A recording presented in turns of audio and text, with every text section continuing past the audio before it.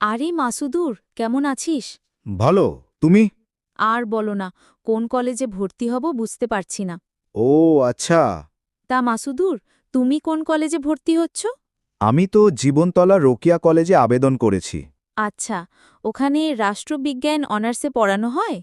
আরে শুধু রাষ্ট্রবিজ্ঞান কেন, জীবনতলা কলেজের বাংলা, ইংলিশ, ইতিহাস, রাষ্ট্রবিজ্ঞান, শিক্ষাবিজ্ঞান, আরবি, দর্শন, কলা বিভাগের সমস্ত বিষয় অনার্স ও জেনারেল পড়ানো হয়।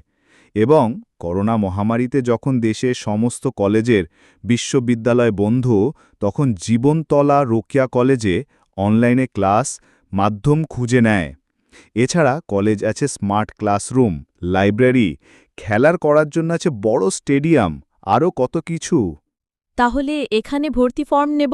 অবশ্যই, আমি তো অনেক আগেই ভেবে নিয়েছি। ঠিক আছে, চল তাহলে দুই বন্ধু